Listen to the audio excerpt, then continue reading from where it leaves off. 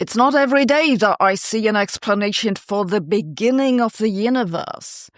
Today I have one that was published in PRL, which is the top journal in physics, and it did make quite a few headlines. This new idea elegantly does away with the problem of quantum gravity, and it also tells us what happened before time began. Let's have a look. The biggest open problem in the foundations of physics is that Einstein's theory of gravity, general relativity, doesn't cooperate with quantum mechanics. It's a problem because gravity is caused by matter, and we know that the matter has quantum properties, so gravity must react to these quantum properties of the matter somehow. We just don't know how. To make these two theories work together, we need a theory of quantum gravity. Such a theory of quantum gravity is necessary to understand what happens in places where gravity becomes very strong, because then the quantum fluctuations of space and time are big. This plays a role, most importantly, inside of black holes and at the Big Bang, the beginning of the universe. The issue with quantum gravity is not that we don't know how to convert Einstein's theory into a quantum theory. Einstein's general relativity can be converted into a quantum theory like the other interactions, electric and magnetic, strong and weak nuclear force. It's just that the quantum version of gravity that one obtains this way breaks down exactly when one needs it, inside of black holes and at the Big Bang. The authors of the new paper found a way to remedy this breakdown. You see, the reason that quantizing gravity is so difficult is ultimately easy to understand. It's because the strength of gravity is given by Newton's constant, and that constant is dimension 4. It's got units.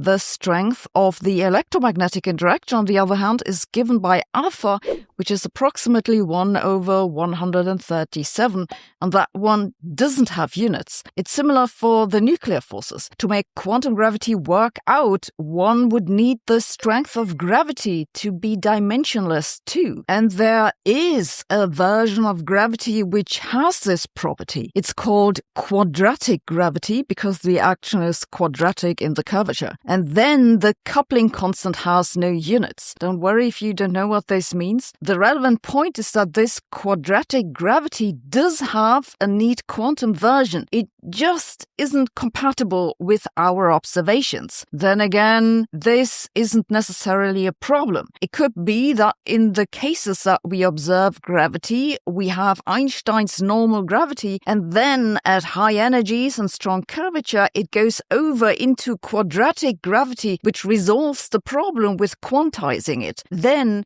everything would work out. This is the idea in the new paper. The authors, a group from Perimeter Institute, looked at how the origin of the universe would work out with the transition to quadratic gravity. They find that the universe originally does not have time at all. It's four-dimensional space, but because of quantum fluctuations, there is a border in this space where one of the dimensions turns into time. So this is where our universe properly began. After this happens, the quantum properties drive a rapid expansion of the universe. This is very similar to what's usually called inflation. This process eventually runs out of steam and stops. Then the energy from the expansion converts into matter and radiation, including dark matter. So this idea solves several problems at once. It explains how the universe started. It explains how our universe came to be that big from what should be a tiny quantum fluctuation. It explains why the universe stopped growing that rapidly and where matter came from. And it does all that without running into the problem with quantum gravity. They even make some predictions for how this idea could become measurable in the future from the gravitational waves that would be produced in the early universe. Sounds too good to be true. And yes, there is a caveat, is that this particular way that they connect Einstein's gravity in the low energy, low curvature range that we observe to the quadratic gravity at high energy and strong curvature is well motivated but not strictly speaking derived. This means that basically they have some artistic freedom in designing just how the transition happens. So there is somewhat of a gap in the logic, but maybe it's a gap that can be fixed with further work. I give this paper a 2 out of 10 on the bullshit meter. There are a lot of theories for the origin of the universe, but few are as minimalistic as that. The idea that quadratic gravity can solve the problem with quantum gravity is not entirely new. It's also behind an approach called asymptotically safe gravity that goes back to Steven Weinberg, but this is the first time that I've seen this idea applied to the Big Bang. In summary, they solved quantum gravity, explained the Big Bang, and avoided all known problems. The only remaining issue is whether it's actually true. No one really understands quantum physics, they say. Well, 2 physicists from MIT have finally made sense of it, or so they claim. Quantum mechanics may be unnecessary because it can be obtained from non-quantum classical physics. Classical physics can explain quantum weirdness, study shows, is how the press release put it. Then again, press releases are written to make everything sound revolutionary. Somewhere there's probably a press release saying new stapler changes our understanding of office supplies. Still, I did have a look at the paper, and it does look interesting indeed. They did it by improving on Feynman's path integral, which is a big deal already, but any such bridge between quantum and non-quantum physics could also help with quantum gravity. So here is a brief summary. Quantum physics has some peculiar features that we don't observe in everyday life. Notably, objects can do multiple things at the same time, such as going both left and right, which is called a superposition. They must also obey the uncertainty principle, which means that you can't both know where an object is and where it's going.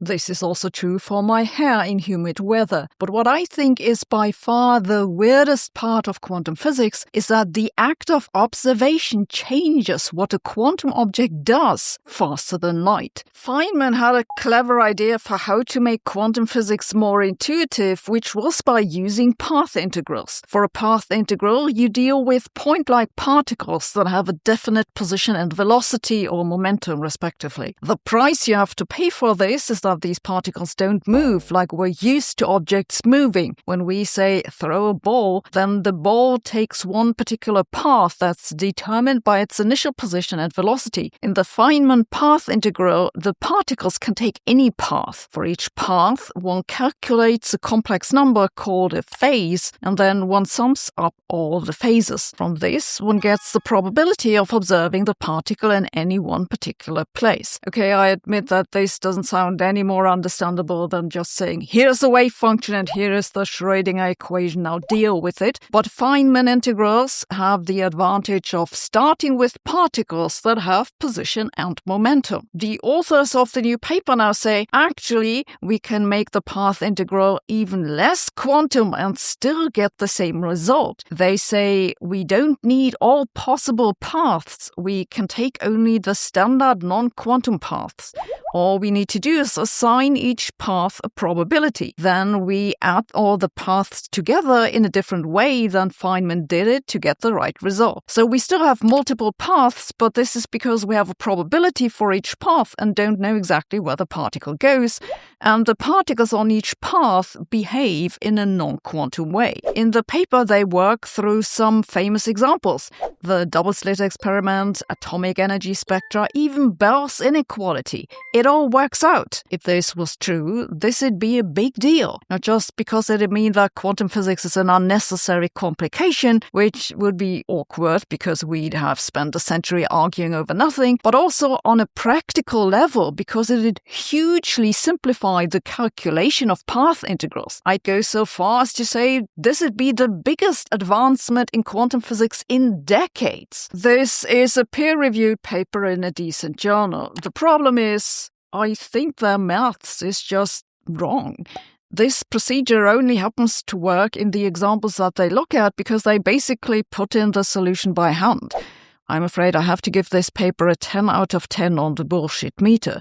So why am I telling you about this? It's because after scratching my head over this for an hour or so and finally hitting on the major problem, I piped the paper into ChatGPT, which immediately flagged the same problem. Claude arrived at the same conclusion pretty much instantaneously, and so did Grok. Not only did they all agree with each other and with me that the paper's wrong, we all agreed on exactly where it goes wrong and why. Does this prove that it's indeed wrong? No. But you'd think that this is a rather basic test that at this point any journal should be doing.